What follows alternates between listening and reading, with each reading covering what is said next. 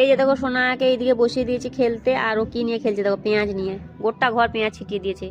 আর আমি তাড়াহুড়ো করে রান্নাটা করছি, কারণ নিচে বসে জিনিসপত্র আছে তো কোথায় কি হাত দিয়ে দেবে এখন, ওই জন্য বারবার তাকাচ্ছি আর রান্না করছি। আর তাও এখানে বসে আছে তো দেখতেও পাবো, যেখানে নিচে যায় কাকিমার কাছে বসে, নিচে বোনের কাছে বসে, তো আমি আজকে ওরা রান্না করছে তো আমি ওই জন্য ভাবলাম থাকুক আমার কাছে একটু। তো সঙ্গে গল্পও করা হচ্ছে, আমার রান্নাও হচ্ছে। তো এখন শোনার জন্য আগে তরকারিটা বসাচ্ছি, ওর তো বেশি মশলা সেরকম না, জিরে বাটা দিয়ে একটু তরকারি করে দিব। আমার মেয়ে আবার একটু ঝালঝালি খেতে পছন্দ করে, তো আমার আর ওর একই তরকারি মাঝে মাঝে করি, আবার অন্যও করে দিই। আজকে একটু আলাদা করব, ওর পাতলা করে ঝোল করব। আর জিরে আজকে বাটবো না, ভাবছি জিরে গুঁড়ো দিয়ে দেবো।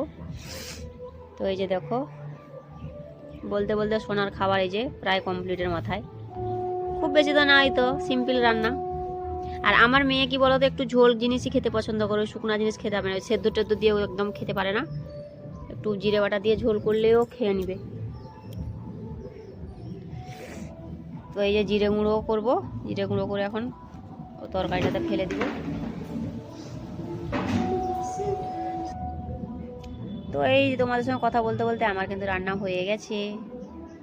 তো এখন ভাবছি ও বসে আছে যখন, তো কাজটা তাড়াতাড়ি করে শেষ করে নিই, ভাবছি এগুলো সব ধুয়ে নেব।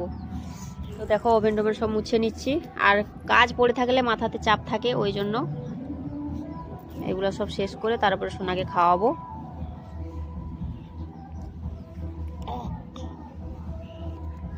তো দেখো তোমাদের সঙ্গে গল্প করতে আমার কাজ সব শেষ। আর কি রান্না করেছি দেখো, কাঁচকলা আলু পেঁপে সব দিয়ে সোনার একটা তরকারি করেছি, জিরে বাটা দিয়ে ঝোল।